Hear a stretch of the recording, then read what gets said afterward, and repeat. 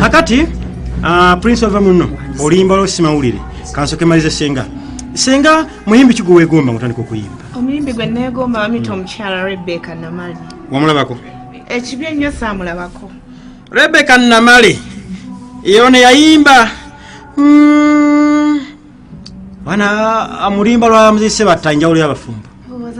yoyo mukyala wo mu kibuga mojja wange mutima ndi munyivu lwaki onyoomanga ebyange byenkuwabula songa muntu mbeera nyamba gwe Rebecca Namali okay luyimba kiri lwomanyi kolosotira mu pati singa abiri oluyimba lwensinga okutegeera ennyo baliyita lukuunya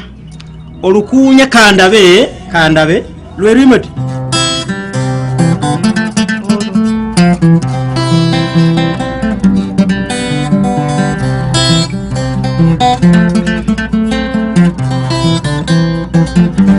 mpaki indurje wempita kansonyi we munnange tuwita mwewulize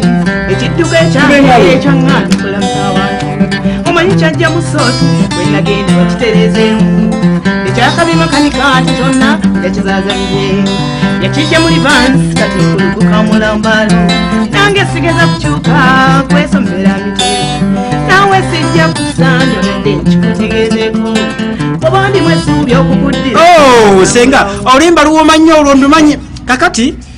nze naalirowozeza ku lwange nti buli muntu olimba lw'omuntu gwe yeegomba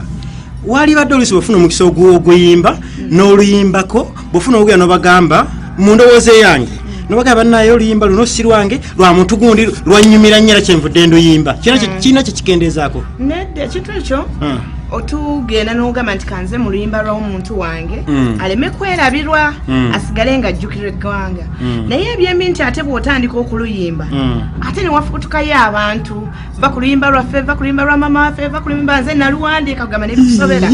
ate ajjanjawo omulwadde yamusikira oba yaluwandiika aluyimbi no abantu nga bwe batuukiriranga oluusi mubansindikire gwe nteekayo mugambe nti ekintu kino abaami abazimba kadonkamu bakikkiriza tulina abayimbi abamu wana abaana bayimba ennyimba z'abasudde tobabala abayimba ez'akaffeero tobabala senga ekibuuzo kimu nkusibule kiki owaleetaaze mu music wo omuntu akuyambe tosobola kukyetuusaako ogende mu maaso wani mubiru neyanza nnyo ekintu kyensinga okwetaaga mutufu neetaaga manager wendi wano oli mu maaso g'abantu ebulaya nakuno okuyimba mpulira nsobola nga namwe era bwe mulaba nsobola naye ekitufu mulamu manager neetaaga manager anajja ateekemu ssente nsobole nange kwagala bagambe nga bugambi senga ku lwokutaano mbalala ku lwomukaaga kyengera ku ssande lya ntonde anti munnange nnyina okugolola okulaga omwami wange amasaati gye ngawanika ssente tozise temuntute mu kooti wangi okay please ava muno oyimbidde bebange ennyimba zo zirabanga nnungi nnyo kiki ekikukuumidde awo notatanula ku bigere kugenda wala nga ate ofayo videos kola ne audio studio zonna ozima yes music wa Prince wa awulira mu bantu nti mulungi nange muwulira nga anyumira naye nze nganze kulwanga ndabanga sinsembera mwana katonda sembera mwana katonda obulamu bakole bulunyo face mwene ebizibu byammwe bifaanagana abasoose betagaba manager asobola okutegeera music wa Prince wa Vamu tumufunemu music oyo baleme kukomawo tumufunemu sente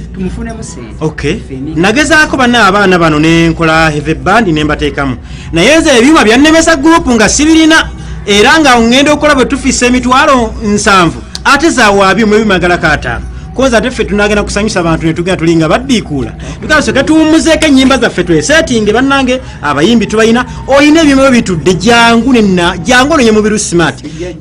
buli newompa abayimbi b'eggwanga mu Uganda bonna buli kimu tujja kusobola kikola Prince ava muno kiki bagana okusabako mu bibiina ebirala waliyo Matendo eriyo Mwaga Productions eriyo ebyewaluka gebire biyimiridde Haji Kyola aba n'abalala lwaki temusabeeyo ne mwekuumiraawo bamaneja abasanga ebibiina ebyo biraba ebibiina birina ebizibu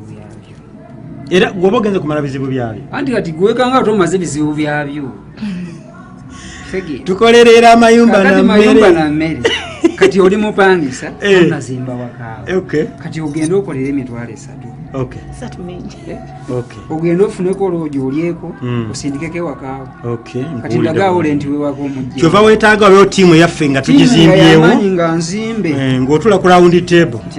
nogamba bukadde bubiri bufissewo tubwese nga ayongereko akole vidiyo ya bukadde 12 tujja tukisabire wamu katonda awulira nnyo essaala y'abantu abali wamu joni nterayo ku luyimba awo omuntu nawolovaate abantu bano mbasiibule ebizibu byabwe mbimanyi nnyo ebirwadde byabwe nabaleese mu balabe bayimba bulungi kyekituufu omuntu asobola okuyimbira ku giteeno yabeera omuyimbi nkiddamu naye nga beebiina ebirala mwe abaana bano w'omusanga tomulinda kukusa mugambe gundi mubiru omwana ono mumpeerezi tewali mutawaana joni twala mulimbulira ate nkomewo n'abagenyi bange abalala naye nga bangi nnyo budde bwejjo tusalako